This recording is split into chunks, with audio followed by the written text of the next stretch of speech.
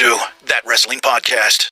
Welcome to That Wrestling Podcast. The good bad guys of wrestling podcasts are back talking all things of the week that was in professional wrestling. We are a trio tonight. Jason should be off. There's a small chance he might pop in. I know, Joe, tip your cap to that breaking news. But yeah, it looks like it's me, it's Kevin, and Joe.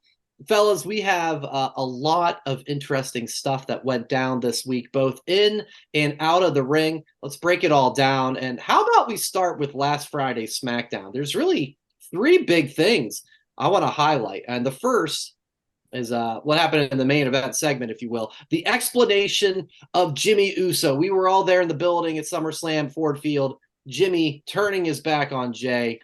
And he comes out. And he basically tells Jay that he stopped him from beating Roman Reigns because he was afraid. He was afraid what would happen to them as the Usos if he were to win, and afraid of the power that he would get, just like Roman, becoming like a corrupt tribal chief. So that's what we were waiting on, guys. That was the let it play out for me. Let's hear what he has to say. Where are they going with this direction? Guys, was Jimmy's reasoning satisfying to you? Does it meet your expectations for why that happened at SummerSlam? I'll go first. First part, right? Will you leave the Usos behind? Absolutely. You got to feel for it, right? He takes over. He's had so many singles matches. He's shown he can be a singles wrestler, right? But singles wrestler, you're not the Usos anymore, right? You can go back to it. So it's like almost like, and believe me, I don't want to say the Jannetty. There's no way in hell that Jimmy's the Jannetty or anything like that. They're both so talented, but Jay, I feel like, has escalated and heightened his talent to be that solo wrestler. Jimmy's there too, but not to the level of Jay. So I can feel that when he said that comment, like, I could see that. I could feel what Jimmy's saying. I still hate it because you know what I mean? It was kind of a cop-out type of things, just because from what we saw at SummerSlam. But I felt it. The segment was awesome, by the way. Amazing segment. Okay. Joe, agree on Kevin's side about this all seemed to make sense and work for him.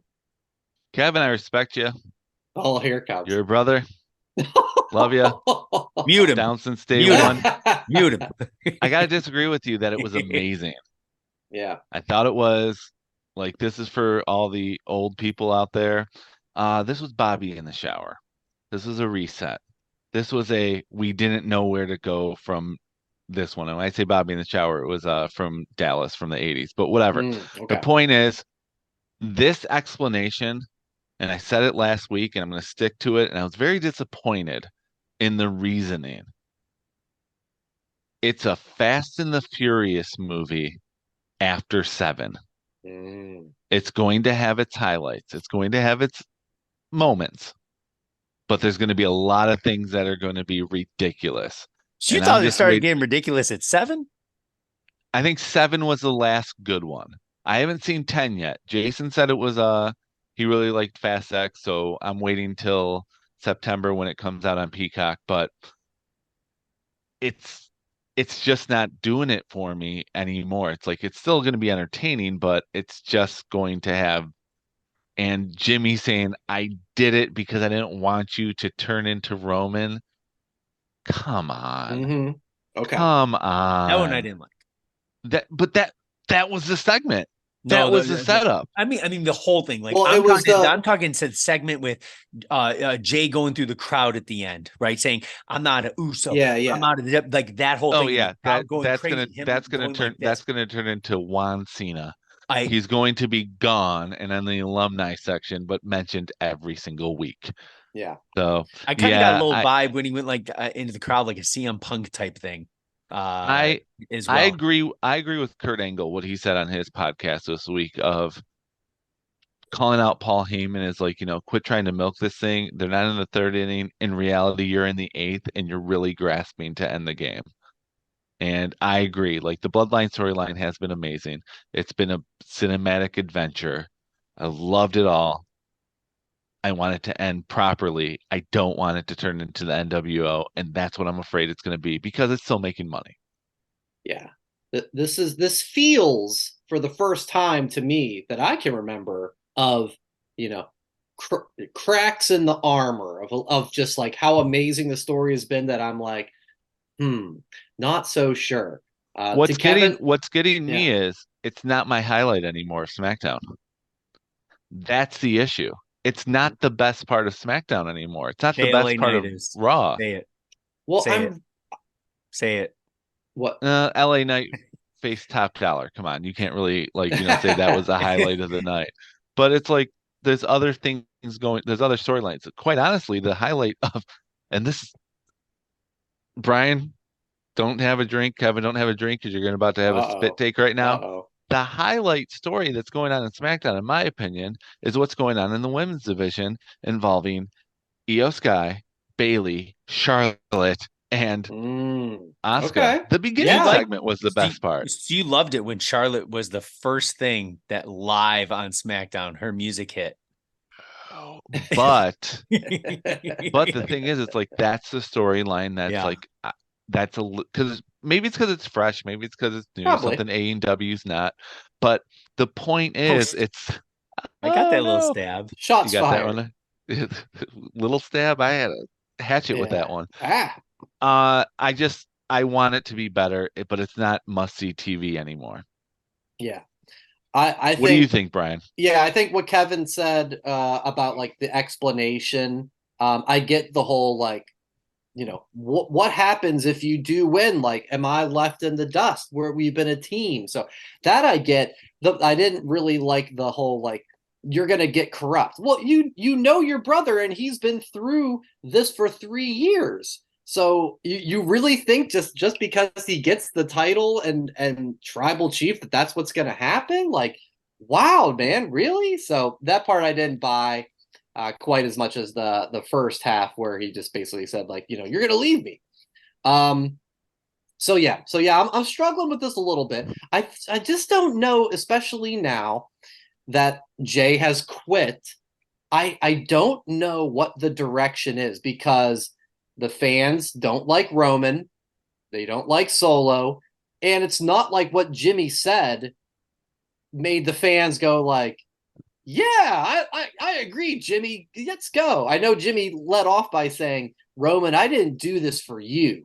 Mm-hmm. He said that. So, but now there's Jay who's not even going to be on TV. We presume, we'll see. And 3 guys who nobody really likes. It's a very puzzling move right now. So the follow-up to that is, as you said, Joe, Jay deuces was the line he said. He's out of WWE. He's out of SmackDown. So let's play the Booker card, guys. When would you have him come back? What's the play? Would you bring him back at Payback here? Would you wait a little longer? Who has a good idea of when Jey Uso should be back on our screens? When's Payback? 9 days? 10 days? 2 weeks. About 2 weeks. 2 weeks. Yeah. That's too soon. Too soon. Okay. Wait, that'd be too soon. I think Payback should be bloodline free. I don't think you're far off because I'm not sure what could possibly come together in 2 weeks. In 2 weeks. We'll discuss it later what Payback's focus should be, but I think Payback should be bloodline free. So that means Jey Uso should be off for at least a month. Okay. And if he comes back at Fastlane, that is October 7th. So that's what 7 weeks away. 6 and a half that's what you're hoping because you're going. So I'll take it all. I'll take you'll take that. I'll take all the big storylines. Yeah. But realistically, if they want to make it slow, bring him back Survivor Series. Bring him back 3 months. Make a big have him come back at the Royal Rumble. That's kind of where my head was at, guys. Yeah. It's one of those that maybe how the story's playing out could tie into what Jimmy and Jay would want in real life. Those guys right before Money in the Bank, I think it was. Money in the Bank, because it was over in England. Ariel Helwani did a sit-down interview with them. and they talked about how cool it was for them to main event WrestleMania as a team and everything. And they basically said the only thing that could be bigger is us facing each other at a WrestleMania. Maybe that's where this direction is headed. That it does. We talked about last week of like, can we keep them off TV? Can we keep them away from each other one-on-one? And sure enough, on Friday, Jay takes that first step by quitting, in air quotes, friends, quitting WWE. So yeah, I wouldn't be surprised if it is the Royal Rumble. I just don't know what's on the other side for the bloodline. If it is Mania, I would love it if it's like, ooh, so here comes out Jay into the ring. Music goes off, then you hear, ooh, so Jimmy comes down back to back. No, Jimmy's gonna have different music. No, yeah, but no, I because think we noticed it at SummerSlam. The screen just said Jey Uso. It didn't say "We the Ones" anymore or the Usos or down since day one. It just says Jey Uso. But so I think he's got the music. Same or different? No, the music's the same. Oh, that's what I'm. Yeah, he's been down since day one as H. Yeah. So yeah, I think that kind of sums it up. It was an interesting explanation and development. So the other part, well, a couple more parts when we talk about was SmackDown. New U.S. champion Rey Mysterio. He subs in for an injured Santos Escobar and defeats Austin Theory. I don't think we're shocked about the result of Austin Theory losing the title. We've talked about how since defeating John Cena at Mania, he's really done not much of anything. So, guys, where does he go from here? What would you have Austin Theory do next? Because, here's the ideal scenario, right? Somebody has a long reign of U.S. title or IC title, and then they bump up to the main event picture. I can't see that being the case with Austin Theory. So what's the next move? What do you think would be a thing to do, kind of get his career back on track, as it's been a little rough lately? Kevin, you said it. You took the words right out of my mouth.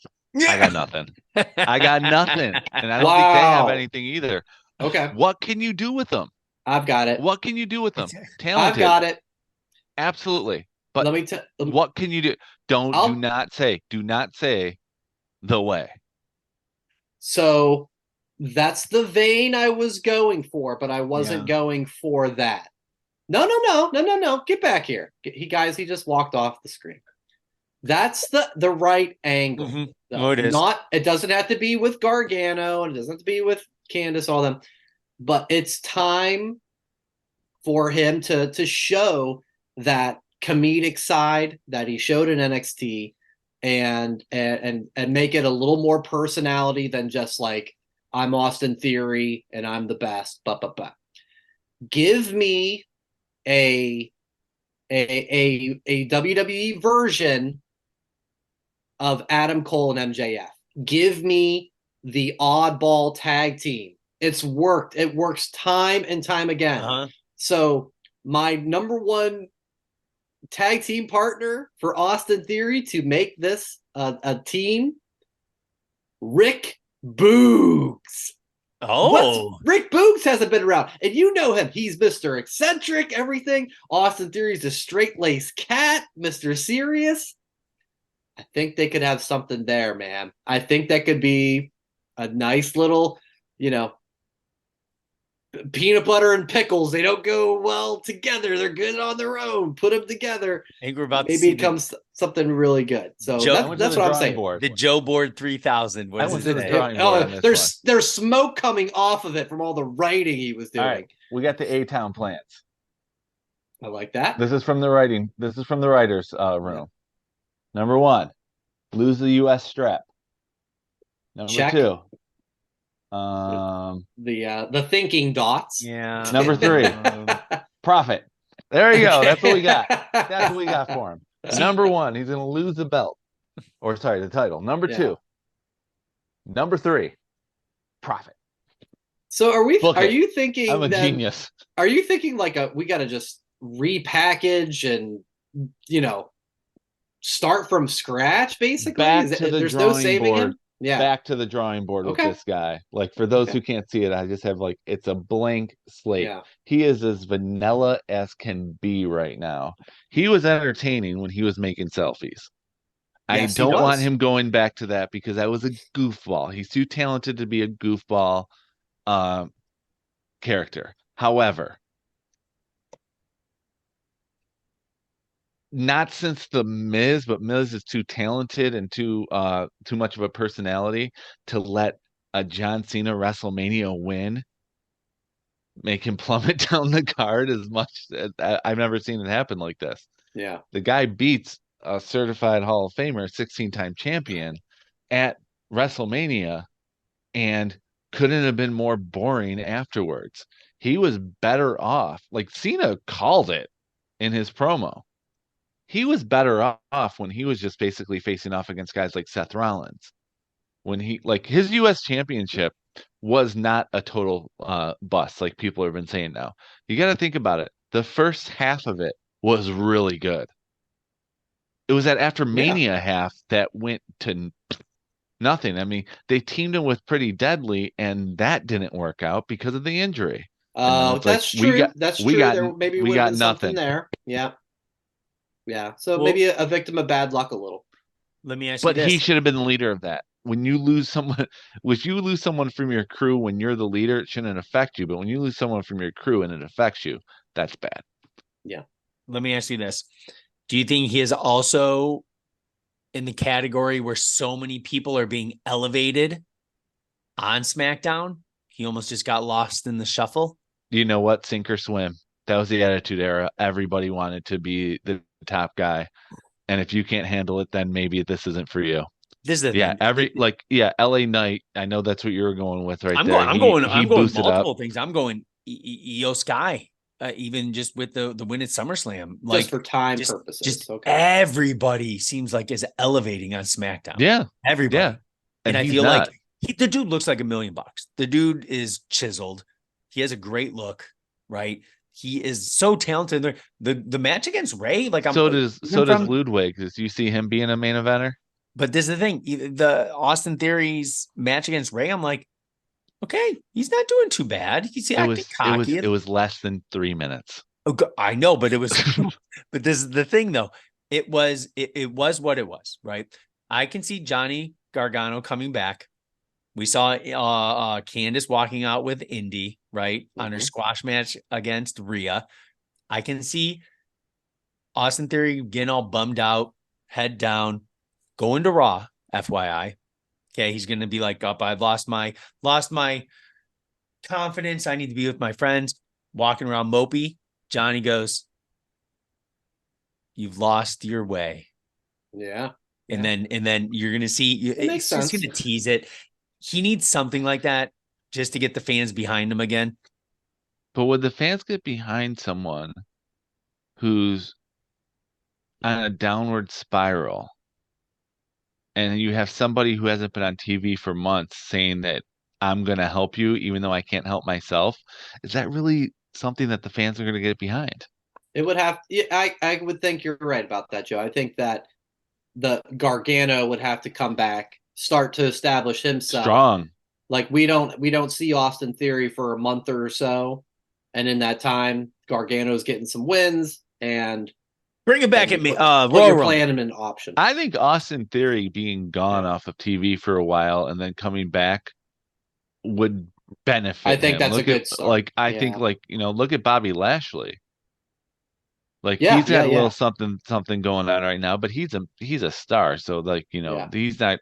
Yeah. He's never been great on the microphone, so we can't say any of that. But the point is, he hasn't been seen since the Andre Battle Royal, and all of a sudden comes back and makes the Street Profits into the Swap Profits. Yeah, I heard suit profits. I think the suit profits. Okay, I like Angelo was wearing a full tuxedo. Oh, I know.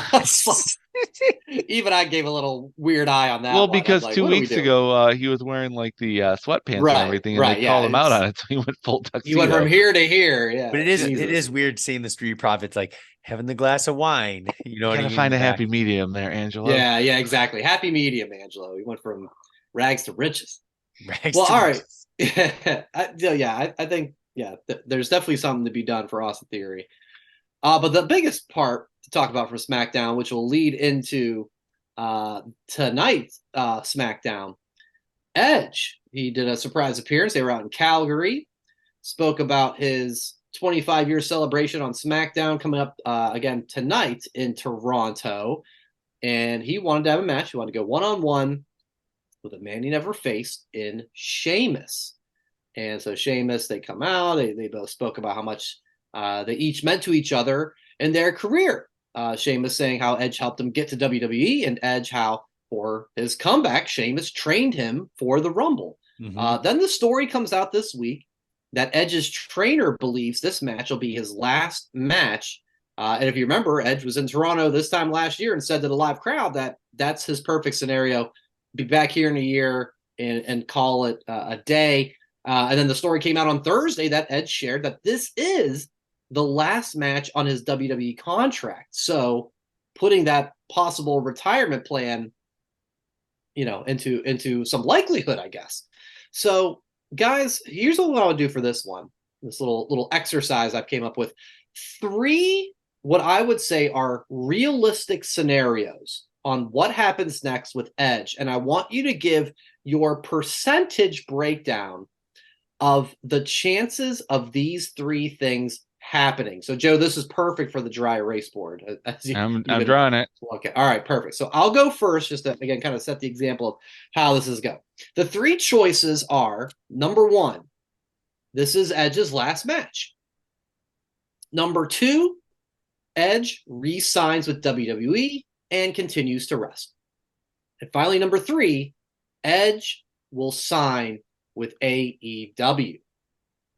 I'll go first. I'm going to say my number 1 at 50%, Edge's last match. Number 2 at 40%, Edge re-signs with WWE and continues to wrestle. So that's 90 with those 2. I'm giving 10% to AEW, and it's only because of Christian. That maybe those 2 guys got some sort of pact of when we call it a day, we're going to do it together. And if Christian, I don't know what his contract status is with AEW, but if he's going to be there for another 2 years, maybe Edge is going to say, you know what? I got to be out with my buddy one last time. And who could blame him for that? I don't think that'll be the case. Like I said, it's 10%, but I would not completely rule that out. Who wants to go next? I'll go next. You are the biggest Edge fan. I know. Here, so you are the number 1 Edge head. Kevin sees clearly. I will say this. He's gonna be crying on Friday. There might be a tear in my eye. Shit. I will tell you that. If I'll go, Kevin, actually, that's all the time we have. Don't you have to hop a flight to Toronto to be there? No, I wish. Okay. I know. Right? I'm gonna go 75% last match. Okay. Wow. Just because when Edge went to the Rumble, he took photos of his boots, right? Kind of somewhat spoiler before. He likes not for the surprise of announcing and all that. I'm going to say 24.99% of. Oh, I see what you did. Of going, re-signing, and it's going to be kind of like a Mark Henry type thing. I think he's going to have a good match against Sheamus. Not going to say Edge is going to turn on Sheamus or Sheamus is going to turn on Edge. Someone's going to turn on someone, and it's going to lead to a program. And I feel like his last match will be maybe Mania, right? He came out, he played with the crowd, right? It was kind of funny. The dude still looks great. I look forward to watching that match. And I wish I could say 0.00000001. I only said 0.001 just for the fact where crazier fucking things have happened. But I didn't want to say 0%. I don't think he goes to AEW at all. I don't think he tarnishes his lifelong commitment to WWE and that family. Yeah. But yeah, I will tell you this. if it's his last match in front of the Toronto crowd, I think that'd be an amazing thing. I guess I'm being kind of selfish. I don't want to see his last match yet. All things come to an end, right? Yeah. But usually when someone gets their last match, they're like old and crusty, can't really move anymore. The dude Hey, has stop talking about Nashville and Ric Flair's last match. Right. The dude Kinda has what I like a was thinking. 6-pack. We don't have 6-packs. We're younger than the dude, It's right? been 20 plus years since I've had anything close to that. It's tough to say that though, because Edge called it. He literally said, a year from now in Toronto, let's call it a day. But it does feel so weird because other than him showing up last Friday, that's the build. This hasn't been something we've been looking forward to for a month or more, right? We just didn't know. And you got to remember, I know you gave it the 0.01 when Edge did his like return documentary in the network. He mentioned that AEW was interested in him, Mm-hmm. that they were talking, and he had to go to WWE and said, "Hey, I've got this thing over here. Can we talk?" And they did, and everything worked out. So he at least entertained that thought when he was coming back, a couple of years ago. All right, Joe. Are we ready? All right. First things first. For our Canadian fans out there and my Canadian friends in the world, it's Toronto. The T is silent. Canadians don't pronounce the T at the end. Toronto? It's Toronto. Oh. Huh. That's how you. No T's. Toronto. It's not breaking. It's been around for to us Americans. It is. Yes. Make sure you pass that on to Dom Mysterio. He just learned that he's the champion. What about Ontario? By the way, hey Ontario? Dom. I got a little geography thing right here. I Look at your championship title. Hey, Dirty Dom, I got something for you. Oh, there it is. It's right here. Actually. There we are. There he is. He's still on there. I like it. You are the U.S. champion. The title has an outline of North America. Please look at a map of the United States. There is a hat on top of it. It is known as Canada. Please learn that I just learned today at 26, 27 years old that Canada was part. Get out of here. Anyway. But you have to admit, when he said, like, I guess I laughed hysterically, but I'm like, my response was, "Oh man, the public service." Line. It was funny, but it's like I just learned that it wasn't like that's such great heat. Anyway, I decided that I had to have the map of North America. Beautiful map to show you. All right, so here's my Edge chart. Yes, and I made it as a pie chart. Oh, a pie chart. Oh, yes, that's appropriate. Okay. Last match is at 50%. Which is what I had. Yeah. He re-signs 47%. Yeah. With 3 more matches only. So it's not like it's a big deal. Another a year re-sign. Yeah. Let's say. I have AEW, and I'm counting one of those 3 more matches as a Royal Rumble. Okay. His AEW, I just have 3% because you never know with Tony's figs of course. collection. Of course, he's going to put money out there, so you can never say never. But Sheamus is a great story because him falling off his bike was a reason why he knew he could come back. But realistically, this should be the last match. It'll make up for Angle versus Corbin being Angle's last match. Oh. This is, and it will take the bad taste out of the mouth of this person's last WrestleMania match. The last match should be at WrestleMania 40. Ooh, I've wanted that. I've wanted Cena. One more time. Let's do it. He doesn't have much left in the tank either. No, he's got Hollywood calling. It's knocking on the door. He's obviously got other things going on. And come on, he didn't do anything for Austin Theory. We just talked about that. Let's have John Cena get inducted into the WWE Hall of Fame at WrestleMania 40, and he faces Edge. Yeah. At anywhere on the card, night 1, night 2, it doesn't matter. That should be Edge's final match against his greatest rival. Yeah, that is fine with that. Not Sheamus. I know it's his home crowd, but not Sheamus. There's a lot of cool sentiment when they explained it all on Friday about why Sheamus is a great that's why opponent for this. Well, let me ask you this. Yeah. Royal Rumble, Sheamus again, because Sheamus says something bad, and then he says he wants to have his real final match. Mania, there's no setup. It's Cena versus me and you. Yeah. Well, maybe you guys will see the rematch against Sheamus at Payback. And who knows? Maybe. Who knows? Maybe. Let me ask you this. We'll see what happens. So before we well, actually two things.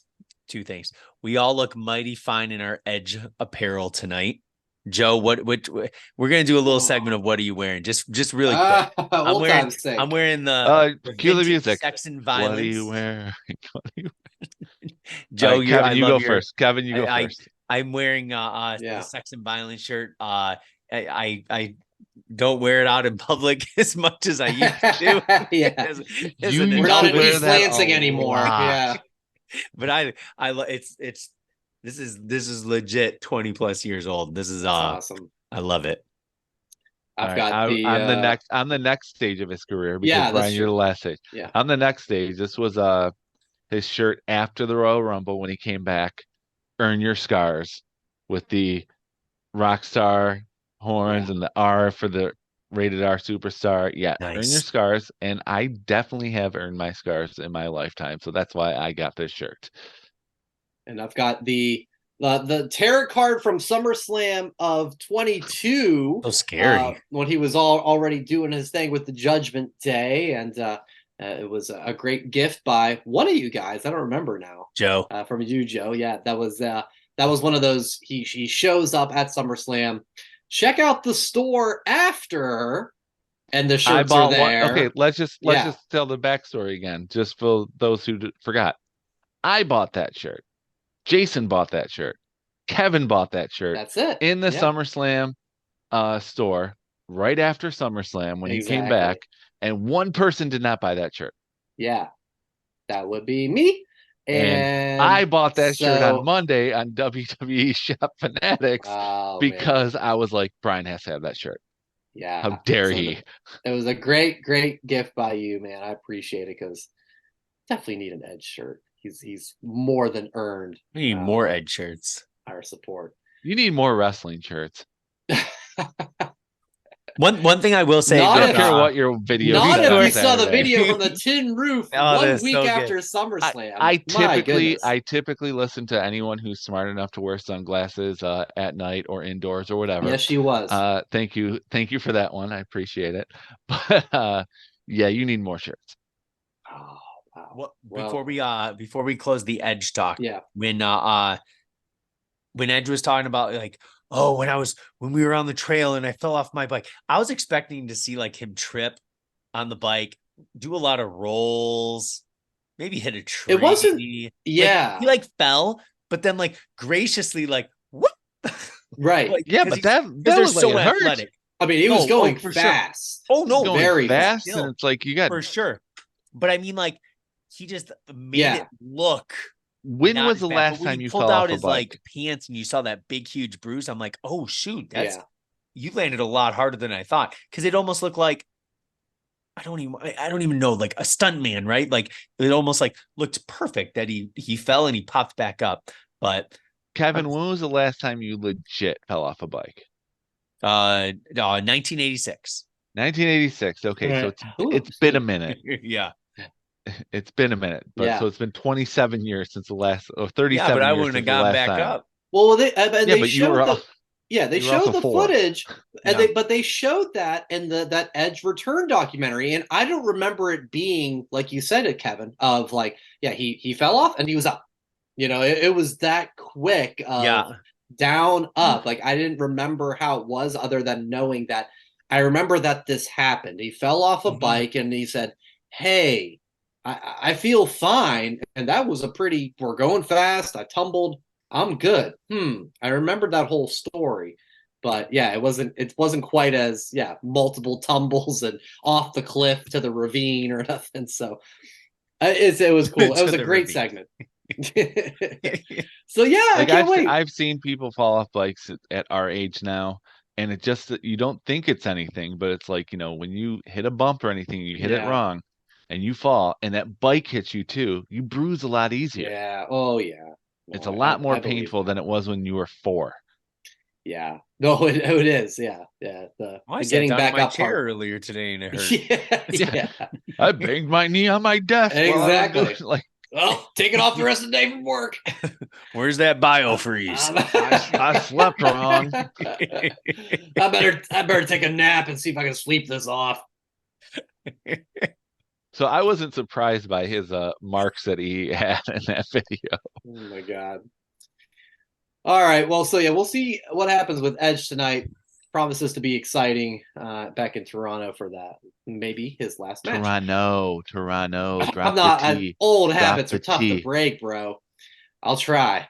One note for outside of the ring, it appears Lacey Evans is done with WWE. The word is that her contract expired. WWE chose not to bring her back.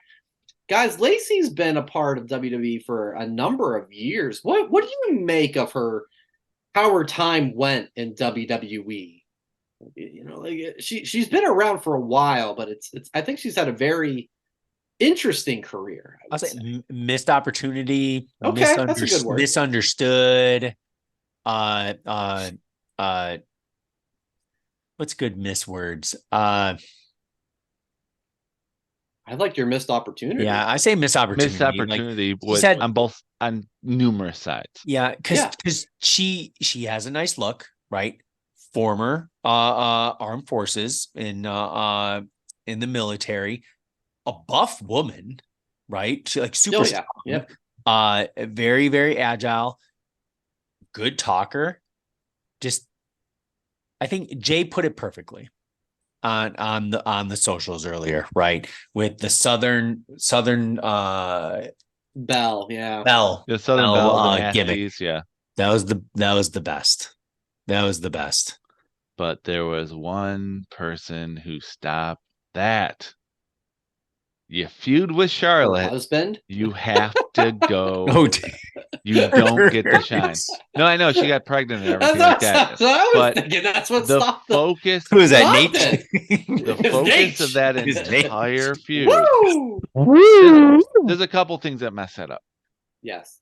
Hindsight, looking back at it. Number one, it was never going to go anywhere anyway, because when you feud with Charlotte, she has to be the one. You're bound to fail. You're bound to lose. You're bound to lose no matter what. Just ask Tony Stone and everyone else who's ever feuded with her that wasn't Becky Lynch or Bayley.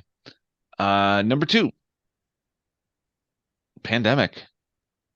She was a victim of that too. She came back to the Thunderdome. Yeah. So you don't have any reaction. And then number three, they kept changing her over and over and over and over and over and over again. Yeah, that's what I was saying too, Joe. They dropped the Southern Belle gimmick, which would have worked coming back because she was gone long enough for people to not remember. But they tried to make her into a relatable character. They tried to make her into a tougher Liv Morgan with her background of like the hard upbringing and everything like that. But then when she came back, she was a heel. It flipped right away. Yeah. You can't have a feel good story, and then when she comes back into the first time in front of an audience and she insults them. Yeah, she came out like, why aren't you guys standing up and like saluting me and stuff? So yeah, I'm with you 100%. But I don't know. I don't know what she's gonna do. I'm going back to the Austin Theory drawing board with her. She's a blank slate also. Go ahead, sign with AEW. They're doing a bang-up job of their women's division. Sure. Yeah, I mean, whatever Rampage. She wants to do, fine, awesome. I think the only other point I'd mention, I think she probably should have been in NXT longer. I remember her being in NXT a little, and then all of a sudden she was called up. Like, I can't remember an NXT feud. She may not have had one. So she didn't seem to follow the traditional path of, hey, this person fought for the title at a takeover and then got called up. And I feel like she had like a couple matches, and next thing you know, she was, called up to Raw or SmackDown. Everything else you guys said. She's kind of like the female version of what happened with Apollo. Got called up too soon. Yeah, that's exactly. Yeah, like, oh, Apollo's cut up. Wow, like why? We just started to see him in NXT, and he gets brought up, and it's like I feel like the better path is the path of the people like Kevin Owens and Sami Zayn, where they've become champions and had feuds, and then they appear on the main roster. And so I think that was already a strike against her, where it was maybe a little too much too soon. And everything else you guys hit on the head as far as just, character flips and everything else. She does have a pretty moonsault. I want to make sure I mention that too. She's a pretty good in the ring, but her moonsault is fantastic. So we'll see where she may end up, if anywhere, if she decides to continue in the wrestling business. One person in the wrestling business who, as usual, is making waves. I just put in my notes as CM Punk drama is back, and I'm going to quickly touch on these. The big thing was after Collision on Saturday, he did a promo for the crowd, and he ended up cutting a promo on Hangman Page, saying that, all his toys are on the shelf still. He's a hangman because he's on the pegs of the toy store. He's a peg warmer. Peg warmer. Yeah. Okay. And I'm sorry. I'm sorry. Fig nerds are the only ones who say peg warmer. I've never heard in my life. I've never heard that. I don't know what you're talking about. So he does that. Then it comes out that he had an argument backstage with Ryan Nemeth. That's Dolph Ziggler's younger brother. Ryan Nemeth was there and then sent home. He's also prevented Christopher Daniels from being at Collision. They also do the Ring of Honor taping afterward, and apparently he's supposed to be producer for that, and now he can't be there because he was part of breaking up the Brawl. Matt Hardy was reportedly booked for Collision, and he was removed. It's been reported that Punk has apologized to Hangman for this promo, basically saying that didn't come out, how I intended to. My bad. So I wanted it to sound a lot worse. I'm sorry that I didn't bury you enough. Maybe you weren't in the bargain bins. Yeah. So all of this is just. I'm sorry I didn't say you were at Big Ollie's or what. Yeah. No, just Ollie's discount, baby. Yeah. So yeah, he's been back. It's been basically a month and a half, maybe 2 months almost. So there's a lot there.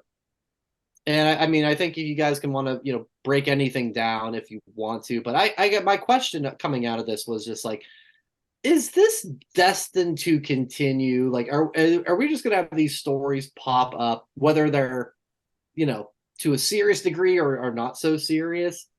Or are we just kind of blowing smoke because, hey, it's CM Punk and he's controversial, but a lot of this doesn't seem like a big deal to me? Yes and yes. I think we will continuously get headlines of backstage shenanigan type things. Yeah. I think or promos, right, where he shoots from the hip. I think the kicking out of talent and people that he might not like or confront him, I'll say, right, on personality. I think that goes a little, maybe grow up on that standpoint. Promos, when you go out there and you want to say it one way, your emotions are going to take you the way you truly want it to be said. He's not sorry he said what he said. He might be sorry that he's getting called out on it, but he's not sorry for shooting those daggers at Hangman. There's blood there, man. Yeah. Like he said what he said, which will probably lead to a match. It would only lead to a match if this was Broadway WWE. But since this is a improv night at the Chuckle Hut, it's not going to lead to a match. Right. Sorry. So you don't think they're on a collision course? No, I don't. I do not at all. Good job, Kev. Yeah, okay. Do you think it will blow up on Dynamite? No. No. Do you think they're all in for a match maybe in the future? Look at you. Oh, so you say you want a Say something revolution? about the Is that what you're Friday night saying? show. Do you Is that want what a you're revolution? saying? You're saying you want a revolution? Okay. All right. This is basically what I got out of it. Number one, he was already being a no. Okay, fine. The top thing is number one. This is what happened when you have children run a classroom. When you have no response, you have no leadership Yes, whatsoever. completely. You have a fanboy with a blank check running a federation. You have someone who is not management.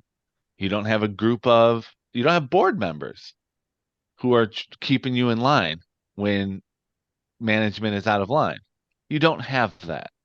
You need that. You have a network who's only looking at the fact that they got ad revenue and they got good ratings, not great. There's really no growth, but basically no one watches like TV the way they used to anymore. So as long as they're getting the ad revenue and the clicks on YouTube, that's all that matters. So anyone who's talking about, well, they can't bust 1 million, that doesn't matter anymore. So you have no management running the asylum. That means CM Punk is going to be able to say whatever he wants.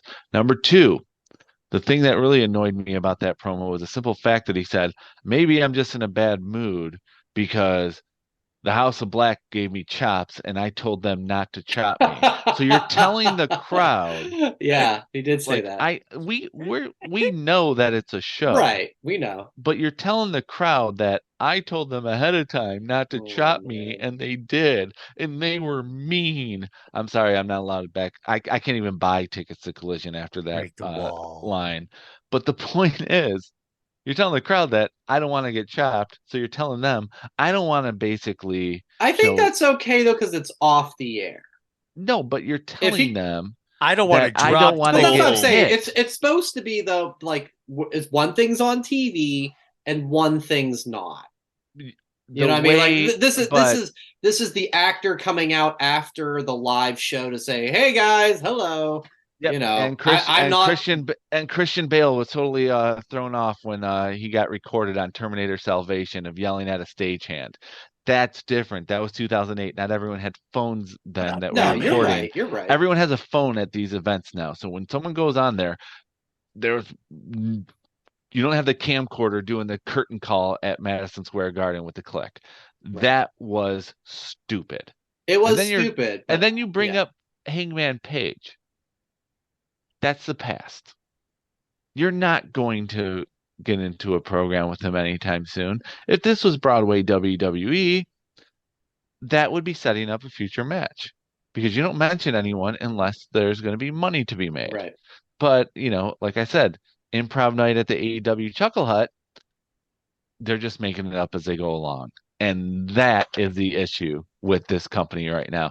They don't have anyone with a management mentality. The person who has a management mentality, they drove out to Broadway. Joe's live from the Chuckle Hut tonight. Love the Chuckle Hut. I love it. So the only thing I will say, and I guess it's in defense of CM Punk, is it's been reported, and some of this has come out, that ever since the brawl out the press conference, here's what we know. Right before Punk came back, he did an interview with ESPN where he basically apologized to Tony Khan for acting how he did in the press conference. Okay, so he apologized for that. He apparently has reached out or expressed that he would like to work with the Young Bucks and Kenny Omega and Hangman, that he would want to do that. And they've said, no, we're not interested. Okay, that's fine and fair. He says what he says about Hangman. That's a strike. Hey, he was man enough to apologize. Okay? It's not good that you keep making these mistakes and dumb things over and over again. I want to give him a sliver of credit for at least acknowledging these mistakes and going, okay, here's what we should do. Because the whole time, especially when you talk about the elephant in the room of CM Punk versus Kenny Omega and the Young Bucks and all that, he's, at least from what I read, and this is all rumor and innuendo. Who knows? We don't really know the story. Only a couple people know the story. But from what we read, CM Punk has been willing. He's essentially extended the olive branch to say, let's do this business. Okay, I may not like you, but let's get this together. So I'll at least give him that. He keeps fucking up, but he tries to make it right. It's probably too little too late, but you guys see what I'm saying at least? Please. Brian, you have two lovely daughters. Wow, we're going there? Okay. I'm going there because, like, as a father, you're a very responsible man. True. Do your daughters ever get into a fight with each other? I call those days that end with Y. Yes. Okay, yes, so Joe. when they do, and you're trying to calm them down, doesn't matter who's right or who's wrong. As a father, you say, now apologize to your sister, and the one says, I'm sorry. How much do you think that they actually meant that? It's Do I have to get the pie chart again? Is that what I have to do? No, you don't. What's the percentage of, like, you want it to be squashed because you want it to, like, basically be done because they're giving you a headache. Fair. But how much do you believe in the apology? I believe, Kevin's got a big grin on his face more right now. of a It's a 0%. If the pie chart is the the minority is the sincerity, the majority is the I don't want daddy to yell at me anymore, so I'm saying. So yes, you should be smart enough to know when these children who are in their 40s are fighting with each other, and the Daddy Khan needs to get the headache away. I'm sorry. I'll play nice with you better next time. You believe him?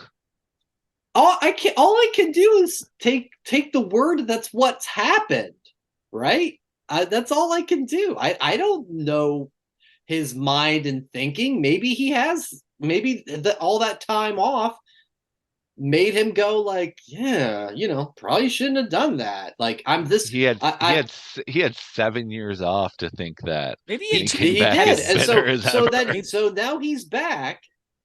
And he's this close to having it all taken away. His lifeline of a, let's, we're not debating the word I'm going to use right now, but we're going to say it and leave it. Okay, guys, a major wrestling promotion. Okay, that's not WWE. He's been waiting for this for all this time. He did not want to do anything with WWE back in the ring. It became apparent, but now he's in a major promotion, and it was this close to be taken away completely when he can still be an asset to that company. I don't know. I'm not buying it 100%, but I can see an angle where that would go into his mind and make his behavior that way. Maybe it's all an angle. There you go. There is that too. That's all. It's all an angle. I don't know. Pepsi. Yay. I prefer Coke. Cola. Yeah, I don't know. It's I didn't even honestly, guys. The debated even bringing this up on the show, but because it like kept going and going of like we'll bring it up like in a couple weeks. Yeah, 2 weeks, something else will happen. Probably. It'll be all right. Yeah, Chuckle Hut. All right. Hashtag Chuckle Hut. Well, speaking of, we're gonna call this segment Chuckle Hut. No, the Chuckle Hut name of the podcast is Welcome to the Chuckle Hut. All right, I like that. I'll put that one down. So the other thing, excuse me, did happen. That's very nice on AEW. The biggest thing we're still in the Chuckle Hut because I think we are. Okay, fine. All in is happening next Saturday, and we have a couple matches more confirmed. We've got. Excuse me. Wow. Jericho and Will Ospreay after Jericho agreed to join Don Callis, and Don was like, basically, holy shit, really? Let's go. But he had a whole thing set up with the painting that, because he didn't think he would be a kind of a nod to what was about to happen. So anyway, we had that set up. So then Will Ospreay came in. after Takeshita came in and took out Jericho. So we have that. We're going to have a Stadium Stampede match. Eddie Kingston came back. We got Blackpool Combat Club with some mystery partners. And we've got Kenny Omega, who was doing an interview with Jim Ross at Daly's place. And who happened to walk in? Hey, it was Don Callis. And then Juice Robinson and Jay White and Takeshita kicked the shit out of Kenny Omega. And boy, the AEW production crew was they were on fire. Did you guys see that part where they cut to Jim Ross just kind of standing there? Yeah, by himself. I think we can move on from that. It was mid. It was great. Nothing. It was short and inoffensive. Did you say offensive? Inoffensive. It really served no purpose. Kenny gets caned, and then they go back to Jim Ross, basically going like, "Oh, what do you want me to do?" I laughed my head off. Boomer sooner. So, guys, you could talk about any of that, but there's also some other things with Dynamite to discuss, and I think probably the one that's gotten the most talked about was the Texas Chainsaw Massacre match with Jeff Hardy and Jeff Jarrett. And people had some strong feelings about how that went down. And Joe, when you were watching this, I mean, what were your thoughts on what you were witnessing? Because there was a lot going on. Can I add something in? So full transparency, I went to a concert last night, right? I have not watched Dynamite yet. Yes. I'm trying to be spoiler free until we discuss this. What in the hell is Texas Chainsaw Massacre match? Set this up for me. Like, okay, was it just like this one, or you got? Was it? I'm gonna bring a chainsaw and kill you off the bat. No. Here's the setup, Kevin. Was it kinda? Kevin, this is a setup. If you draw 11, there is a new video game coming out based on the movie Texas Chainsaw Massacre. Yes. This is a promotion for that video game. So that's why it was a Texas Chainsaw Massacre match. It wasn't because it took place in Texas, because it didn't. It took place in Nashville. Was it a massacre? Kinda. The night was presented by Texas Chainsaw Massacre. Okay. Now, Brian, you asked me before Kevin asked what this was. What was I thinking when I was watching this? Yeah. What was I thinking? Make it stop. He is written on the. That is what I was thinking. I was thinking, make it stop. Please stop. This is going on to what? There was a lot going on. No, and then no, that we're spending too much time on this. The worst televised wrestling exhibition of the year. Oh, this should be a new category on the TWPs for TWP 23 is the worst of 2023. The worst thing it made me reminisce about Sting and RoboCop. It made me reminisce about Chucky and Rick Steiner having a promo battle. It made me reminisce. That was the worst one for me. About the Army of the Dead zombie match. Oh yes, I threw WWE in there too. Yeah. It made me reminisce about all three of those train wreck of movie tie-ins. And those seem like Undertaker Shawn Michaels WrestleMania 25, Savage Steamboat, and Flair Steamboat compared to what we saw. Outrageous. That was ridiculous. It might as well have had a 6-sided ring in there and been Impact 2008. That's how bad it was. It was awful.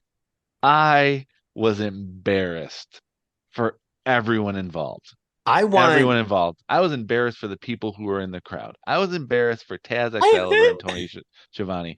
I was embarrassed for Jeff Jarrett for coming to AEW thinking that something different was going to happen. I was embarrassed for Jeff Hardy for like basically coming back and being like, "Hey, I'm on Dynamite again."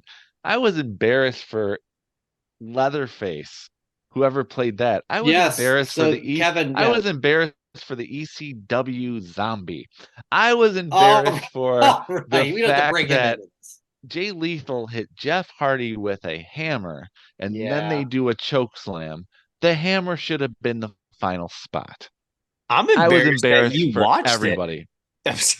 Well, that's It- how people Joe, felt. I will Joe's say not this. wrong. I want every week so going Kevin, forward. I was envious of Kevin who said who hasn't watched it.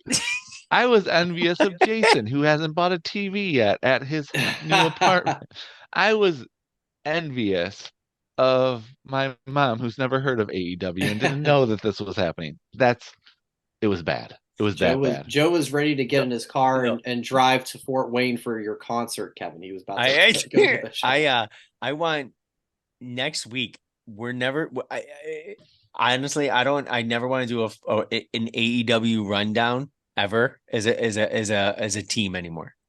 No, I want the 120-second Joe The Joe rundown rant. All right. Welcome to All the you have to Chuckle set Hut. it up with is what Welcome were to you the Chuckle thinking? Hut. And I honestly, that was the best thing I've ever heard Joe do. Welcome to the Chuckle Hut. You're gonna die. Yeah. And Jason, make it happen. the only thing I will say in What was positive on Dynamite? Can I say that's that? Oh, yes. MJF and Mike and Adam Cole. MJF and Adam Cole. They had one of those video skits. They went to Outback Steakhouse because if you're gonna beat Aussie Open, you got to get in the mind of Aussie. Yeah, so you eat like them, and so that their hilarity ensued. It was okay, but then they cut after they showed the video package. They had them both in the ring, and they do a back and forth promo battle on each other. MJF especially talking about All In and the significance of All In, basically saying, I had heard there was this show coming together, and I DM'd Cody Rhodes to say, I want in on All In. And he was the very first match of the original All In.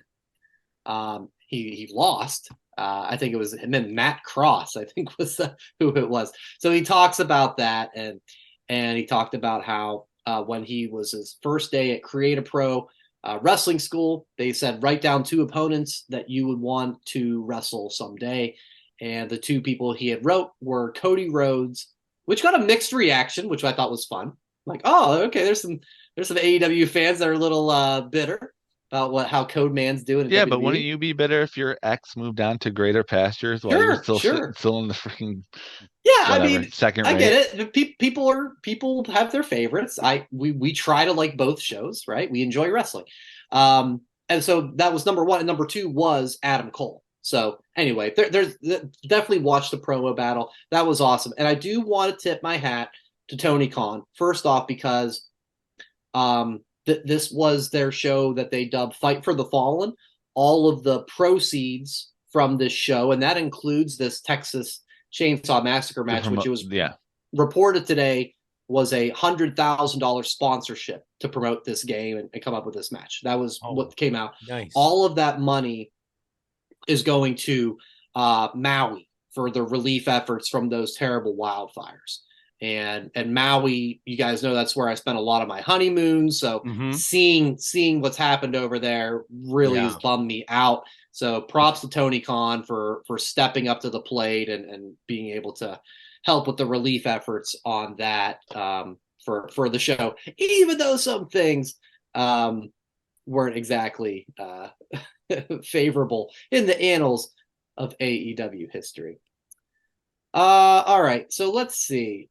Oh, that is, by the way, it's going to be fun next week when Jason will be back. I will be off, and Jason, who I don't know, Joe. You might have taken the crown from him about your AEW feelings this week. Oh, he's actually speaking inside of my headset right now. Oh, okay, he's feeding lines. He's feeding lines. He's feeding me lines. No, that good. was all me because come on.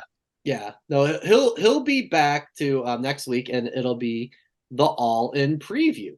So we'll wrap things up now with one last thing. This came out actually August the 3rd.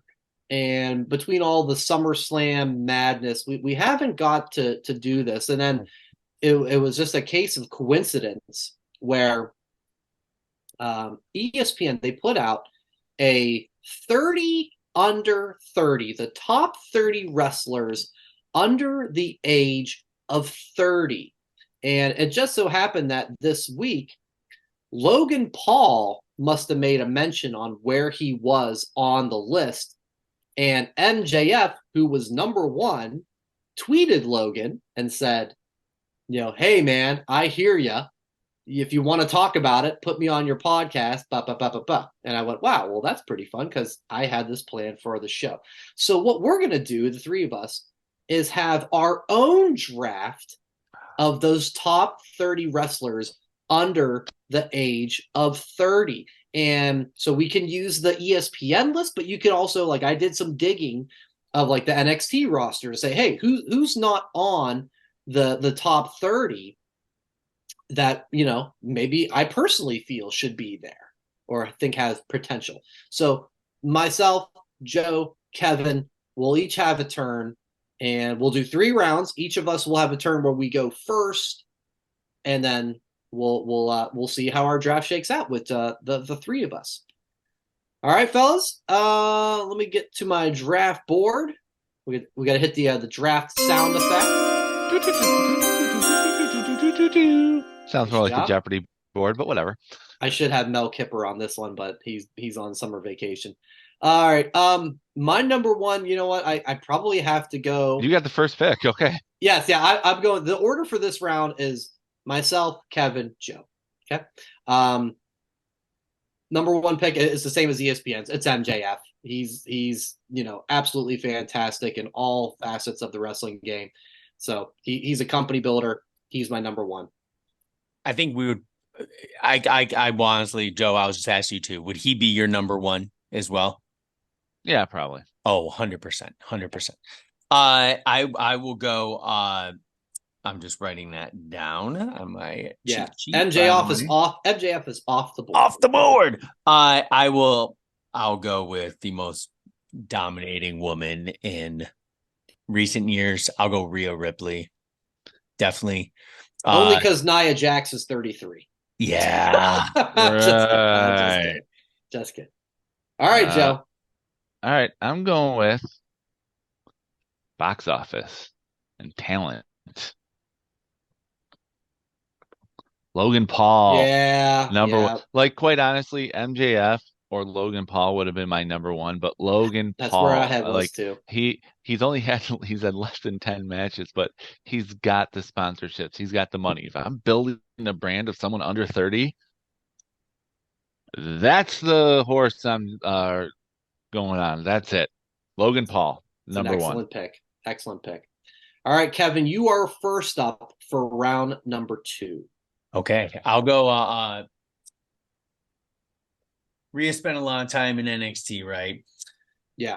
There's a lot of good NXT representatives. You have a Braun Breaker, right?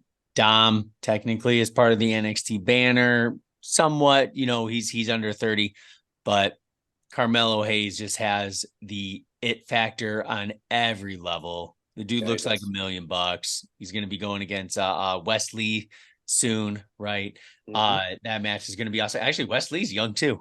Yep. He's on my board. We'll see if he so many good athletes, pro wrestlers. I'm going to go with Carmelo Hayes. Beautiful. All right, Joe, you are up next for round number 2. Well, Kevin, I don't like you. I don't like you because I'm just going to show you my board. There you go. I had to cross off Carmelo. but it's such a good compliment. So easy to Carmelo because such a good bad guy, such a good guy. All right, my number two pick is Braun Breaker. Yeah. Yeah. You gotta have a beast. You gotta have a beast who's legit. And I got Logan Paul, and now you got a beast in Braun Breaker. So there you go, my number 2 pick. I will go for my number 2 pick. And I mean, what a difference a year has made. Going with Dirty Dom. Dom, hey, man. He's what a change. What a change this has been. He's the biggest heel in the business. People boo the hell out of him. So he's my number 2 pick. Joe, you will kick off round number 3. All right, round 3. This is I praised him a couple weeks ago. I still think he has a future, even though he's in a promotion that doesn't really know what to do with him. My number 3 pick. So we have the moneymaker, Logan Paul. We got the beast in Braun Breaker. And now we got the workhorse,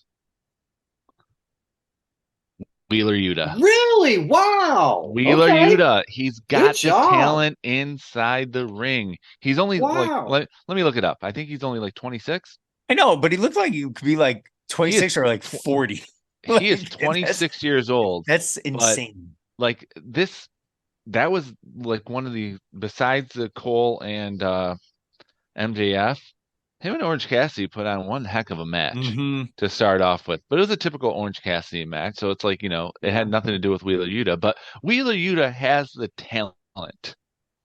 He's unfortunately in the wrong promotion.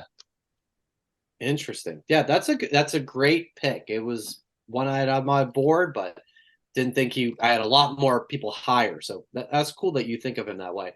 I got number 2 on this one. I've got MJF and Dom, so I probably should, pick somebody who's not a guy or whatever the case. So there's a couple on my list. Boy, this is tough, but I will go with the NXT Women's Champion, Tiffany Stratton. Wow.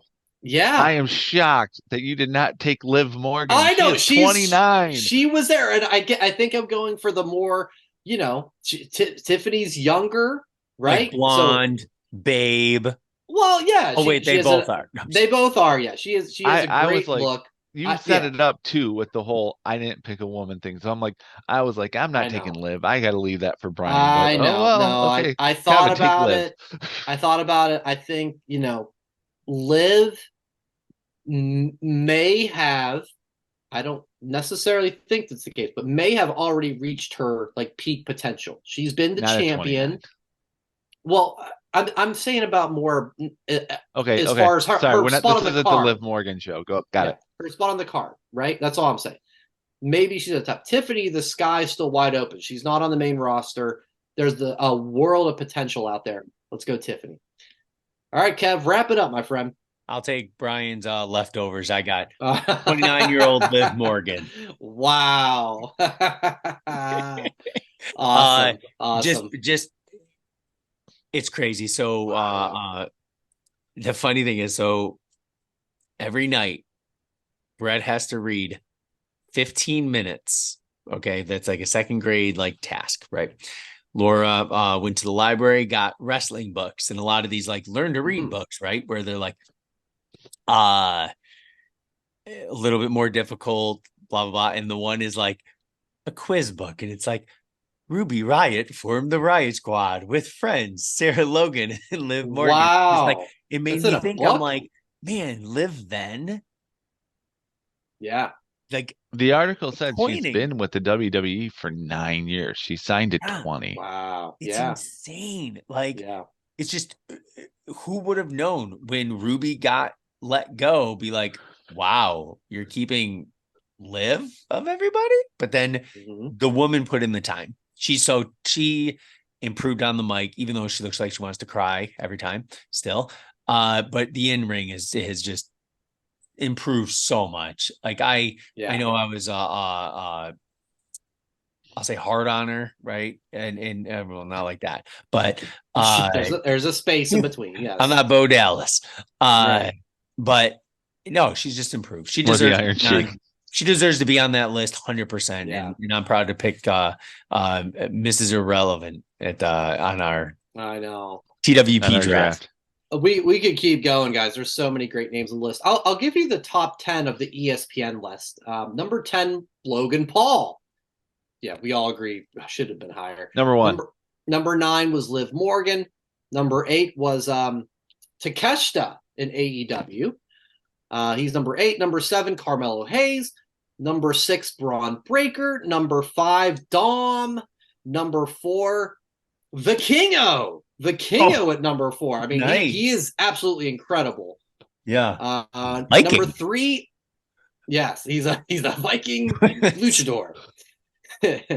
Number 3 is Austin Theory. I mean, listen, we talked all about it. He's got everything. It just Sorry, I didn't make my together. board. I didn't make my board. Number 2 is Rhea Ripley. Number 1 was MJF. So it's a great list. I'll make sure we post that on our social medias sometime in the next couple of days. But that's awesome, guys. It's a cool list, great draft, and that will do it for this week's show. Like I said, the all-in preview episode will be next week. Jason will be here. Maybe Joe will be here. Maybe Kevin will be here. Still to be determined. But I will not. So I hope everybody enjoys the show next week. I'm sure it'll be off the charts as it usually is. YouTube.com/That Wrestling Podcast. The subscriber count continues to go up after some great gains after SummerSlam. So if you haven't subscribed, please do so. At That WrestlePod for all the social media, and whatamaneuver.net if you'd like some That Wrestling Podcast merchandise. Everybody have yourself a great weekend, and always enjoy wrestling. Thanks for watching That Wrestling Podcast on YouTube. Make sure to subscribe to the channel. And for more That Wrestling Podcast content, follow at That WrestlePod on social media.